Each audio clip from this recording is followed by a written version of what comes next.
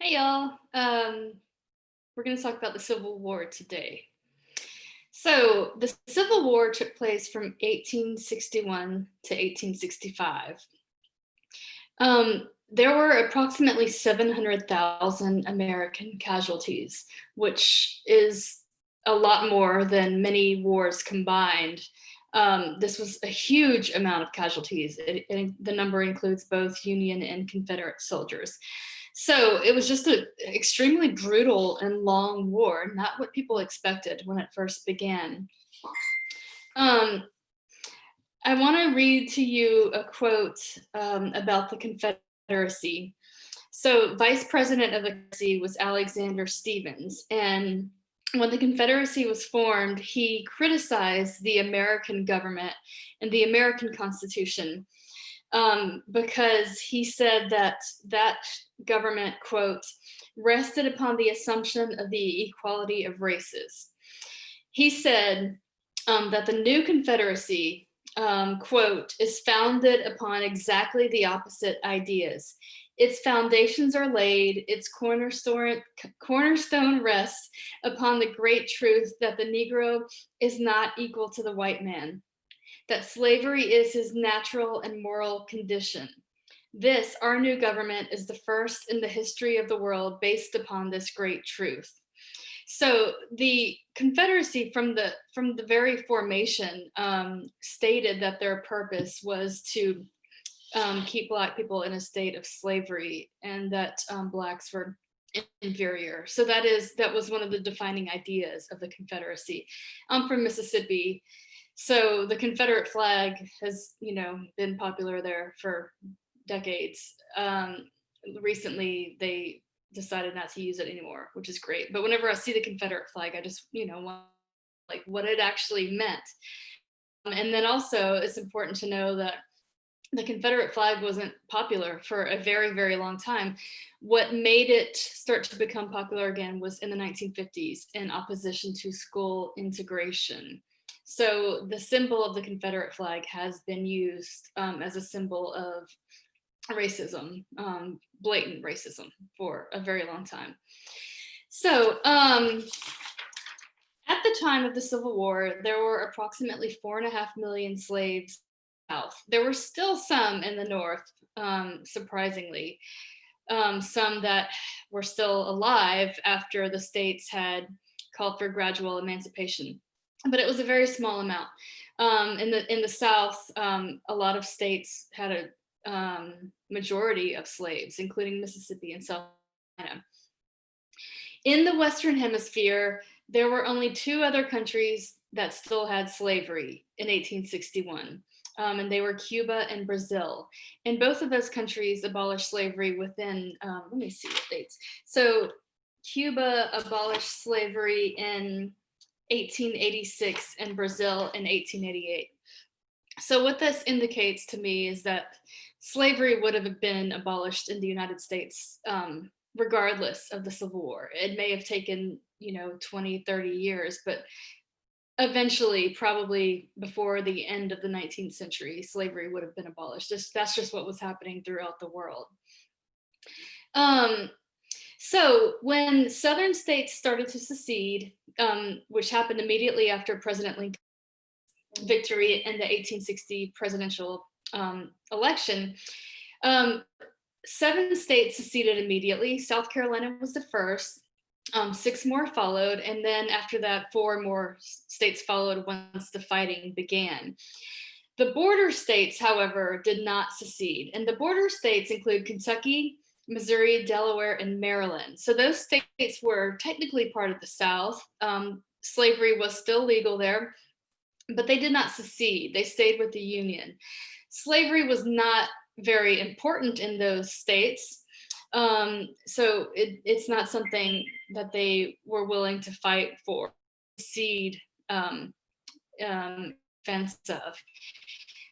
About 80% of the South's industry was in those. So they were very important states, and President Lincoln was super adamant about trying to keep those states with the Union, primarily because of their industrial abilities. If they had joined the Confederacy, they would have given the South a lot more power, the power of industry. Um, the mountainous areas of the South also weren't very pro-Confederate. So in East Tennessee, where slavery was very common or profitable because of the mountains, East Tennessee remained pro-Union. The Confederacy actually had to occupy East Tennessee to keep the people there from actively supporting the Union. But the population, by and large, was in support of the Union. Other mountainous, so if you're in mountainous areas, you can't grow cotton. That's really the big idea the big key here. So East Tennessee, Western North Carolina, Western Virginia, where it's mountainous, slavery was never important in those regions. There was no West Virginia until the Civil War. So Virginia seceded from the Union. Slavery was important in Virginia. However, the western part of the state, where it's mountainous, they disagreed with secession and they broke off from Virginia and became their own state, West Virginia, and they stayed with the Union. So as y'all, if you hopefully you've read the Lies My Teacher Told Me chapter from last week, the author goes into a lot of explanation of which parts of the South were pro-Union. And there was a lot of pro-Union sympathy in the South, primarily because a lot of Southerners hated big, wealthy plantation owners, and they didn't want to fight a war to protect the wealth of those plantation owners. So you see that attitude more common in places where slavery was not as ingrained in the culture. So the South changed a lot during the Civil War. So one idea that had always been important to the South was states' rights. Usually it meant states' rights to the state's right to own slaves is usually how people use the states' rights argument. But nevertheless, the South had been the part of the country that was more adamant about local power, and they were more sort of opposed to a strong federal government. But when the Confederacy was formed, they found that you have to have a strong national government to fight a war. So the South instituted the first draft ever in American history, the first draft to force men to fight for the Confederacy. They also instituted taxes and a national currency. The Confederacy's bureaucracy grew to about 70,000 people. So this was a strong national government that was forcing citizens to fight and to pay taxes and to use a common currency. So many Southerners were like, this is exactly what I'm fighting against. I'm fighting against a tyrannical, strong national government. And now that's exactly what's happening in the South, is the Confederate government has become that strong national government. So this was another reason why some Southerners kind of wavered in their support of the Confederacy. The Confederacy thought that they could get England and France to join on their side because the South has cotton. And they thought, well, England especially needs our cotton. So we won't sell it to England until they help us, until they recognize the legitimacy of our new country, and until they join on our side, we're gonna not let them have our cotton. So the idea was that England would need that cotton so badly that they would be forced to join and help the Confederacy. However, England, instead of joining on the side of the Confederacy, they found other sources of cotton. They found that they could get cheap cotton from Egypt and India. So this kind of backfired on the South. They couldn't really use their cotton as bargaining power anymore. Another thing that hurt the South was a new law that they, after the draft was instituted, they passed a new called the 20 Negro Law. And what this law did is it said if you own 20 or more slaves, you don't have to fight in the war. So if you're a white male at draft age, which kept getting expanded, You don't have to fight in the war if you own 20 or more slaves. And they said the reason for this was that they needed those men to stay home and watch their slaves, basically to keep the slaves from running away or revolting, to keep the plantations putting out product. However, a lot of the reason for this 20 Negro law was to exempt wealthy people from having to fight in the war. And a lot of people in the South recognized that that was the actual purpose of this law, to say, if you own 20 or more slaves, you must be rich. And if you're rich, you don't have to do the dirty work. We'll make the poor people do the actual fighting. So this increased resentment in the South, resentment of people who weren't wealthy. They were kind of angry that they weren't the ones that the rich people weren't having to fight in this war. So it really kind of, this hurt the Confederacy again, because many poor people who were fighting were becoming really discouraged about fighting this war to protect the wealth of plantation owners. The South started to face severe economic problems during the war. A lot of this had to do with the fact that they weren't selling cotton to England anymore, or the North. So the cotton market that had been the backbone of the Southern economy plummeted during the Civil War. They also lost a lot of slaves during the war. Many, many slaves ran away. So the Southern economy was hurting tremendously. People were struggling with having enough food to eat. There were riots, there were bread riots, a lot of dissatisfaction in the South.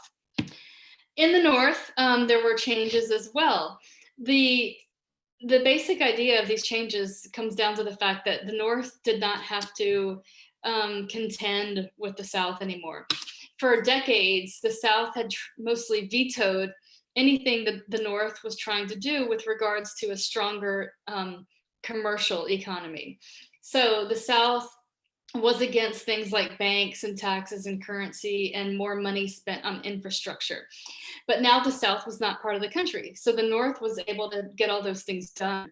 They didn't have to contend with the so-called Southern veto. So the North instituted a really high tariff to protect Northern industry, Homestead Act to encourage settlement of the West, national banks, and they printed a new currency, paper currency called greenbacks that we still use in one form or another. And the North also instituted the country's first income tax. So I mentioned that the South created taxes. Those weren't income taxes. So the North was the first to institute an income tax to help pay for the war. The federal government also grew tremendously, just like it did in the Confederacy. The North instituted a draft in 1863, and that led to draft riots, particularly in New York City. A lot of people were not happy about being forced to fight in this war. And a lot of those people felt like the purpose of the war was to end slavery, and they didn't care that much about ending slavery. So they were resentful that they had to fight for this purpose. And I will say right now that the original purpose of the war was to keep the country together. So the purpose of secession by the South was to protect slavery. Southern states seceded purely to protect slavery. However, the North, Lincoln, fought the war to keep the country together, not to end slavery at first. By around 1863, ending slavery became a second goal of the war. And this really represented a turning point. This was when the Emancipation Proclamation was issued. This is when there was a lot of low morale in the North among some people who did want to end slavery. They felt like if we're going to fight this war, we need to make it a war to end slavery. So around 1863 is when the goals of the war shifted from just being a war to keep the country together to also being a war to end slavery. And that was a really important development. So in the North, the draft created some anger, particularly because rich people could get out of the draft just like they could in the South. In the North, if you got drafted, you could hire somebody who wasn't of draft age and therefore wasn't going to be drafted. You could hire them as a substitute for you. You could pay them to fight in your place. And a lot of wealthy people did that. So again, poor people were angry because they were having to do all the fighting and they were losing limbs and losing their lives, while rich people were not. And they felt like the rich people were mostly the ones benefiting from the war. Changes for women were extensive. So, as you'll see, if you take American history, modern American history, or if you just know modern American history, anytime there's a war, women, um, and it's fairly obvious why a lot of men are away fighting the war. The women are the ones left to sort of be the head of the household, to work to contribute for the war effort or work just to support their families. So they're doing more outside of the home. A lot of women during the Civil War were extremely important as nurses, particularly. Some fought in the war, and many just helped the soldiers. They traveled with them and they cooked for them and just kind of helped take care of them. But even women who weren't actually fighting the war, the ones back home, they were now making the decisions for the household and probably making money working outside of the house. So it represented a big step in the direction of more opportunities for women, not only economically, but also like socially. They felt more empowered. So a lot of historians have called the Civil War the first modern war, and there's a couple of reasons for that. It was the first war in which both sides wanted to make the civilians of the other side suffer.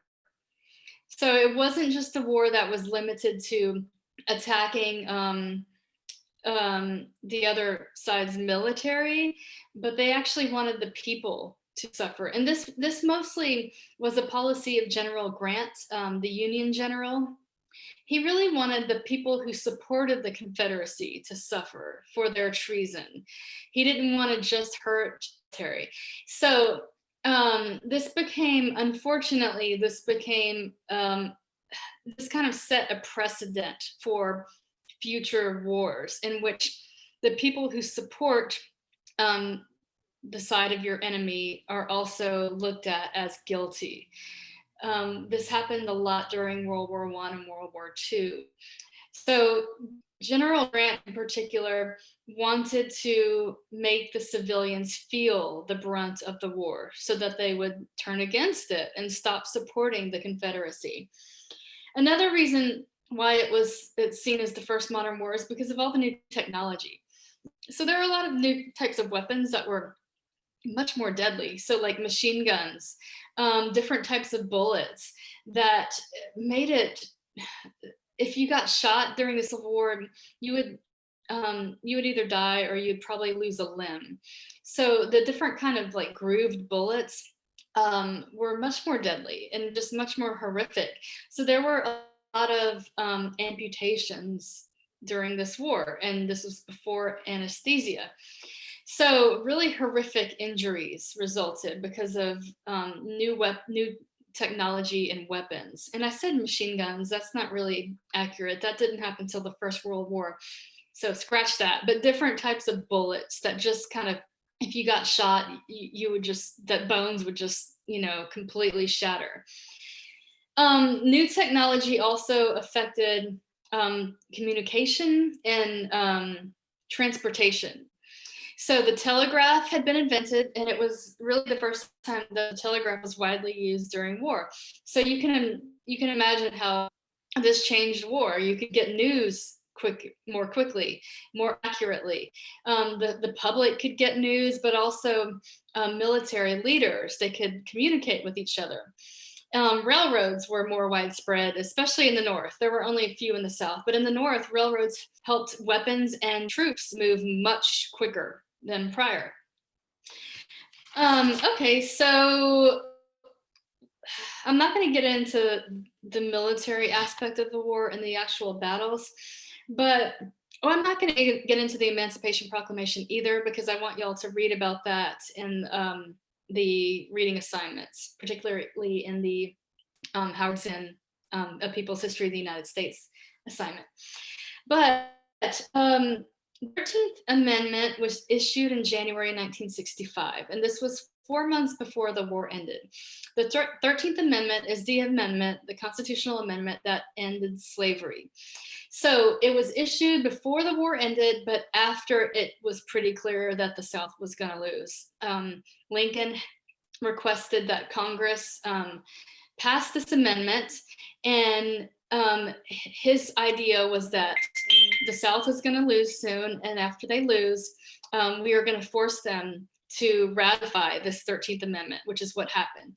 So Congress issued the amendment in January of 1865. The South surrendered on April 9th.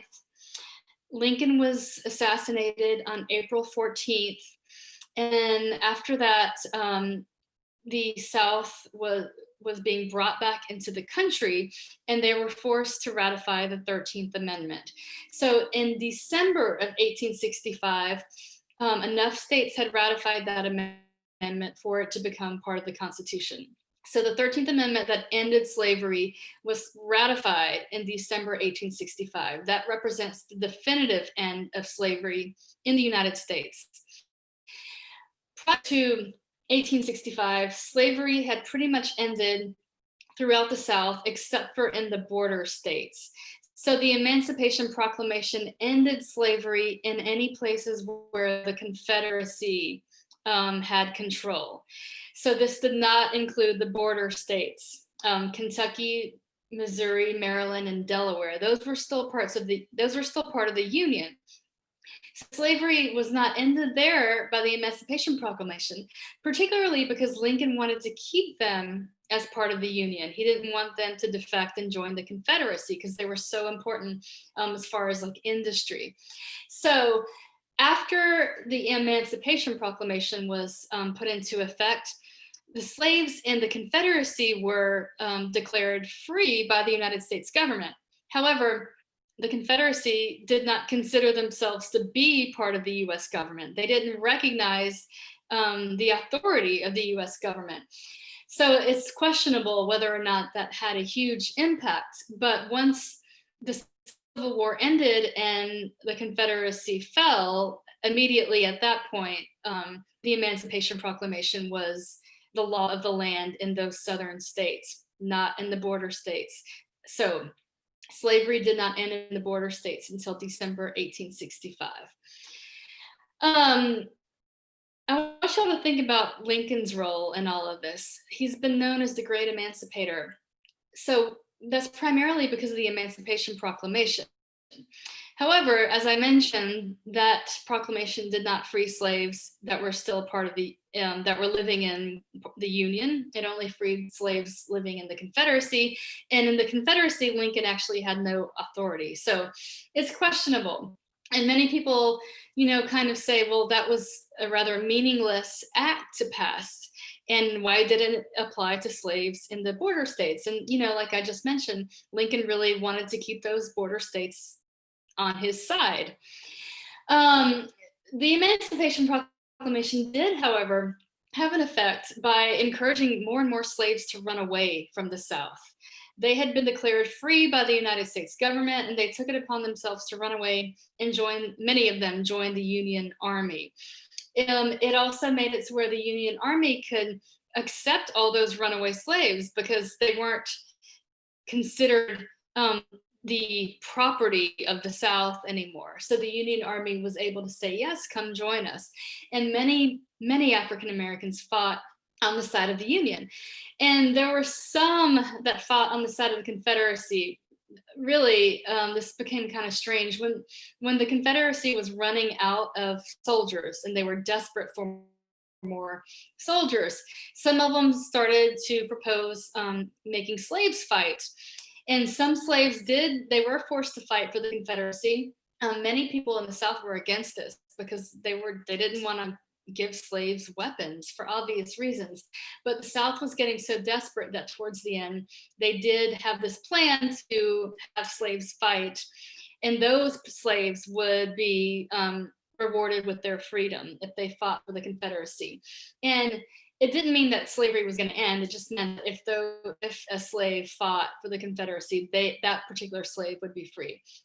It got to the point where the South was becoming so desperate that some people even said, "Well, let's just talk about ending slavery and then asking or forcing all these African Americans to fight for the Confederacy."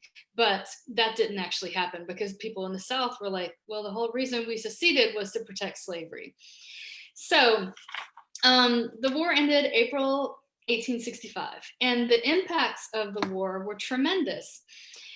Ironically, the end of the war, within a few years, made the country, so a lot of this was forced upon the South, but the end of the Civil War made a more united country.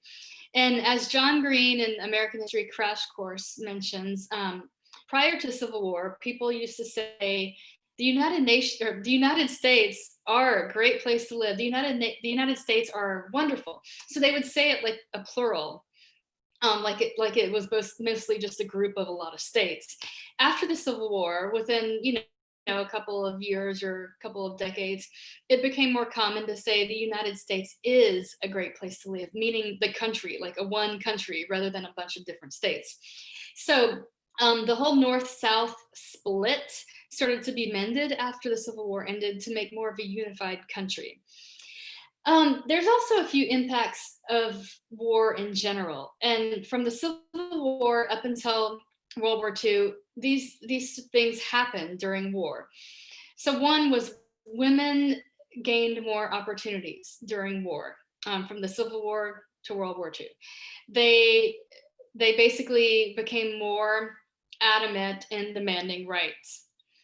Also, during all these wars, starting with the Civil War, people lost individual liberties during the war. People gave up individual liberties. They recognized that that was necessary. So, of course, the draft is an example of giving up a personal liberty because you're being forced to go fight. Taxes, national currency, freedom of speech being limited, dissension being very, very limited. You could be arrested in the North for for vocally supporting the South. So people's freedom of speech was put on hold during the war, and that basically happened in all those future wars as well. Another thing we see during the Civil War and other wars is that it becomes known as a rich man's war. And I mentioned the 20 Negro law in the South and this idea that you could buy someone to fight in your place in the North. Those ideas made poor people really upset because they felt like they're fighting to benefit the rich people, but they're the ones doing the dirty work. So this idea of the rich man's war really started during the Civil War. Another thing that happens during war is people begin to question, like, what are we fighting for? In the South, a lot of people felt like they were fighting for a way of life. They were fighting for freedom from a big government. But as I mentioned, when the Confederacy began to take on more power, many of those people were kind of disheartened because that's what they were fighting against. But mostly the South was fighting for slavery. And when I said they were fighting against the big oppressive government, that mostly has to do with slavery. They were fighting against the oppression of the federal government with regards to ending slavery or controlling slavery. So it all came back to slavery. In the North, at first, as I mentioned, the goal of the war was to keep the country together. As the war progressed, as more and more African Americans from the South escaped, slaves escaped, people began to change their outlook. A lot of people, not every single person, but a lot of Northerners began to say, like, this war has to be a war to end slavery. And Lincoln was part of that shift, and he really helped that shift to come about. He began to say, if we're fighting for um, American democracy, we have to fight to end slavery. That's what this war has to be about. So during every war, leaders have to give purpose, a very strong purpose. That's what people need to keep them fighting. So it's usually the purpose is usually liberty, freedom, democracy. It was no different during the Civil War.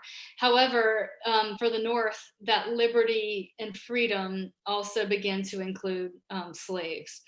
So it gave greater purpose to the war.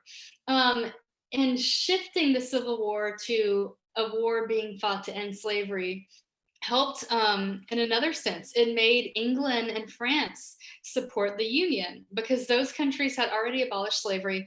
England had already had a pretty active anti-slavery movement there for quite some time. So they were much more willing to support the Union after the Union said this is a war to end slavery. So the Civil War changed America in incredible ways. It created a stronger nation, a more unified nation. We'll talk about Reconstruction next week and kind of look at what happened immediately after the war ended. All right, thanks, y'all.